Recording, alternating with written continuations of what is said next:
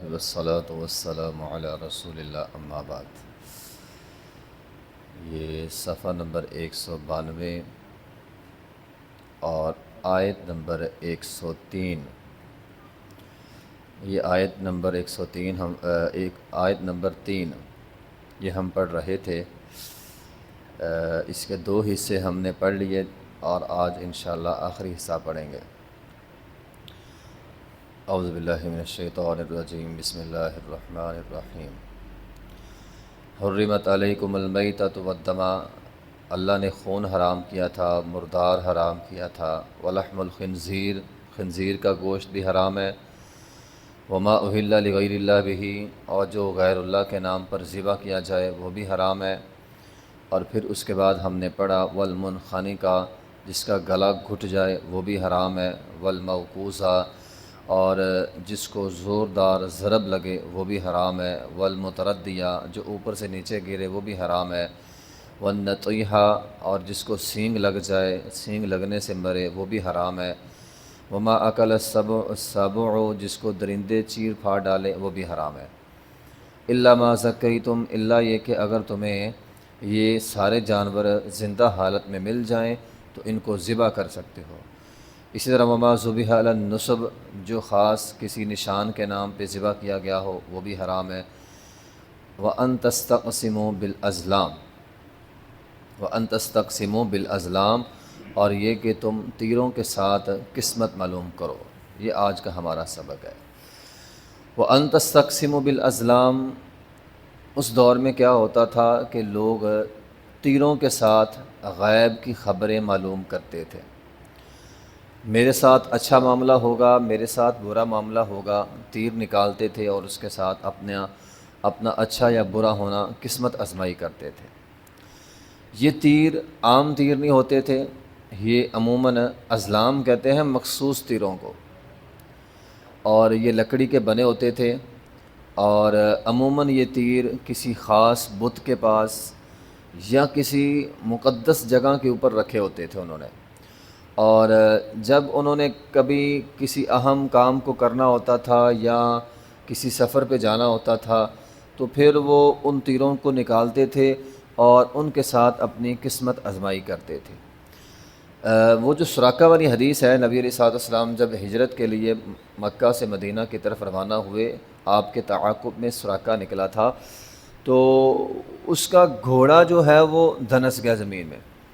تو اس نے اس وقت ایک تو نبی علیہ الصلوۃ والسلام سے اپیل کی تھی، آپ کی دعا سے گھوڑا باہر نکل آیا، پھر ساتھ بخاری کے حدیث کے الفاظ ہیں کہ اس نے اپنے تیر نکالے، قسمت معلوم کرنے والے تیر، اور جب اس نے وہ تیر نکالا تو وہ تیر نکلا جو اسے پسند نہیں تھا، یعنی تیر کے اندر اسے یہ بتایا گیا کہ تو نے پیچھا نہیں کرنا، لیکن اس نے پھر پیچھا کیا، پھر اس کے گھوڑا جو ہے وہ زمین کے اندر دھنس گیا، تو بار بار اس کے ساتھ ایسا ہوتا رہا، تو وہ تیروں کے ساتھ اپنی قسمت معلوم کر رہا تھا۔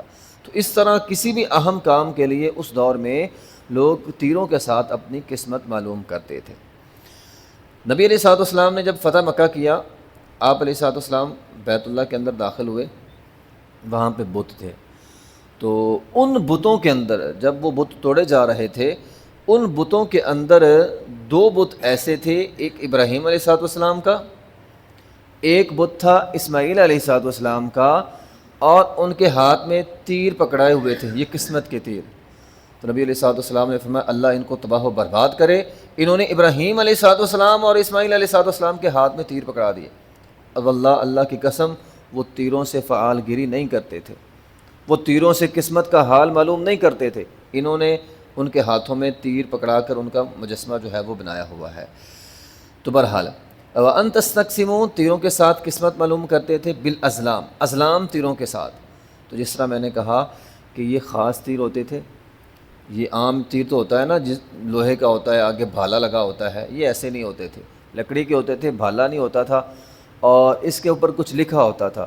مثال کے طور پر ایک تیر کے اوپر لکھا افعل، یہ کام کرنا ہے، ایک تیر کے اوپر لکھا ہوتا تھا لا تفعل، نہیں کرنا، اور ایک تیر خالی ہوتا تھا۔ پھر یہ کیا کرتے تھے، جب کوئی اہم کام کرنا ہوتا وہ تیر اٹھاتے اور کسی کاہن کے پاس، کسی نجومی کے پاس لے جاتے اور اسے کہتے کہ ایک تیر نکالیں، اپنی طرف سے کسی مقدس ہستی کے پاس وہ جاتے تھے. اگر وہ تیر نکالتا اس کے اوپر لکھا ہوتا افعل کرنا ہے کام تو یہ کام کر لیتے، اگر لکھا ہوتا نہیں کرنا تو نہیں کرتے. اور ایک تیسرا تیر ہوتا تھا اس کے اوپر کچھ بھی نہیں لکھا ہوتا تھا، وہ خالی ہوتا تھا. اگر خالی تیر نکلتا تھا تو یہ پھر تیر نکالتے تھے، تو بار بار ایسا کرتے تھے.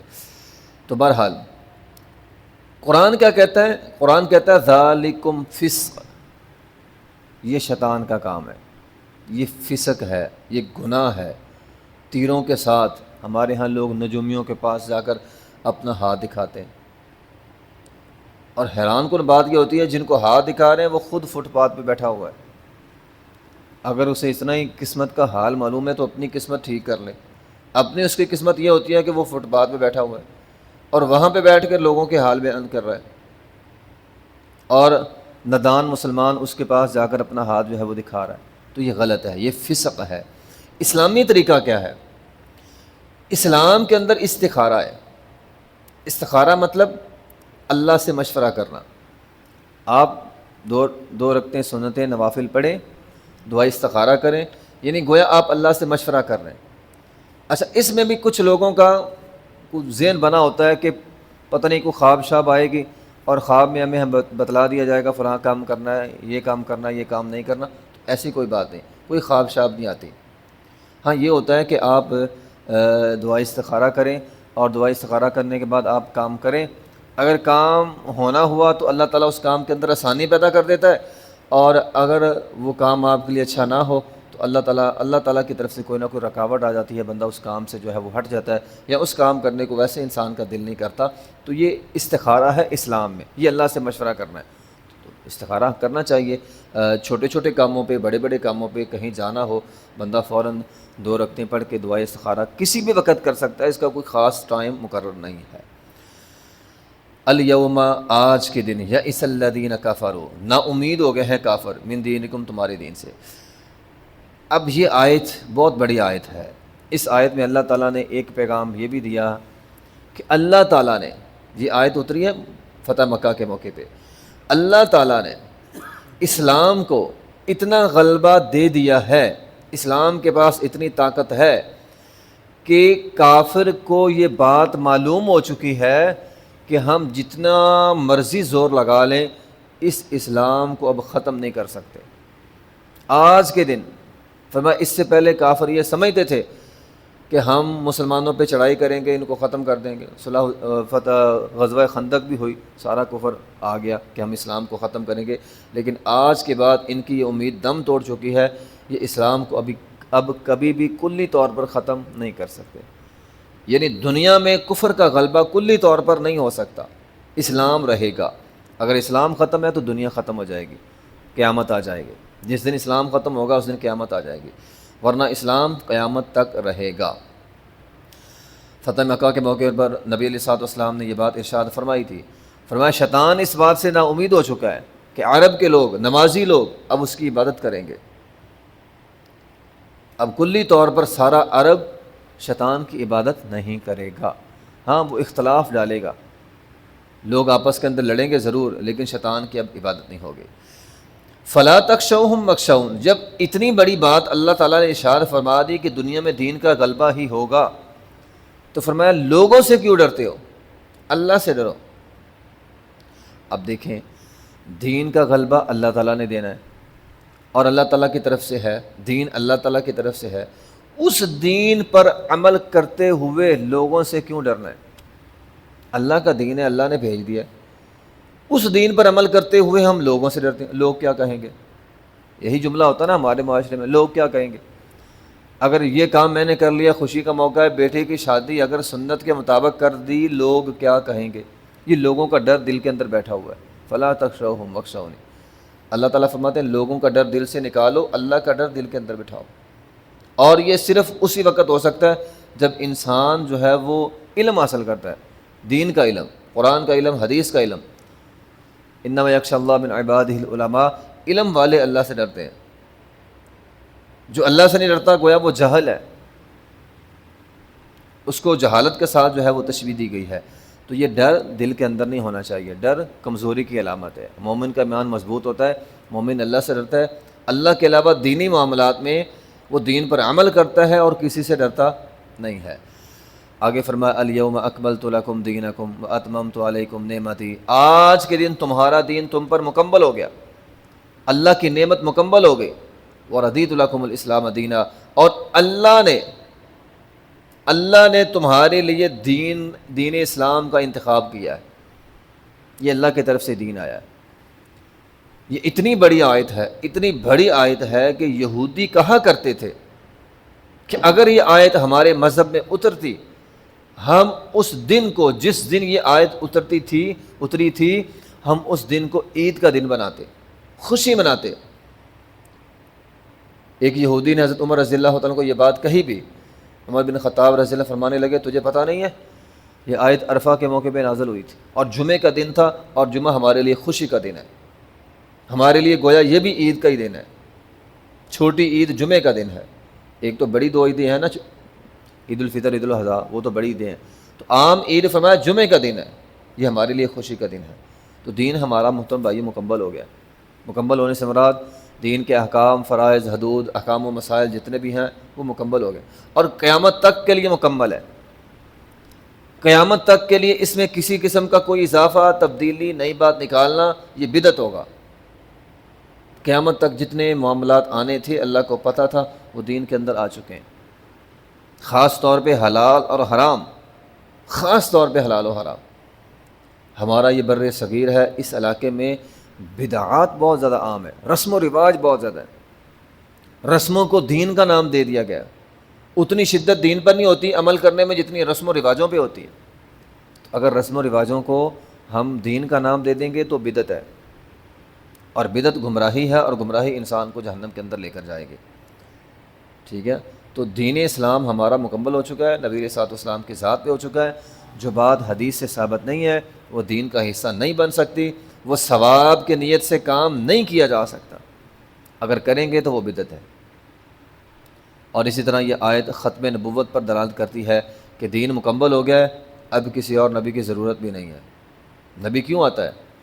دین کے لیے، تو دین مکمل ہو گیا، دین مکمل ہو گیا، اب کسی نبی کی بھی ضرورت نہیں ہے، اس لیے قیامت تک کوئی نبی بھی نہیں آئے گا۔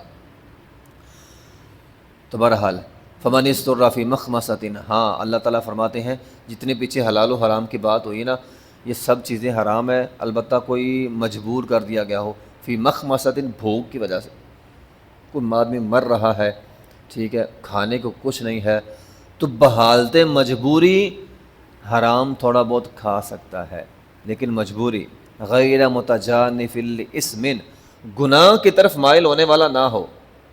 ایسا نہ ہو کہ بس اب موقع مل گیا حرام کھانے کا تو کھائی جاؤ۔ بعض لوگوں نے حرام کھانے کو اپنی خام خواہ کی مجبوری بنایا ہوتا ہے، وہ جو ہماری مجبوری ہے، نہیں، یہ خام خواہ کی مجبوری اللہ کو قبول نہیں ہے۔ جو حقیقت میں مجبوری ہے، واقعی کو بندہ مر رہا ہے، یا ہمارے ہاں تو فقیروں کے پاس بھی 3-4 وقت کا کھانا ہوتا ہے۔ نبی علیہ الصلوۃ والسلام کے زمانے میں تو 2 مہینے گھروں میں آگ نہیں چلتی تھی۔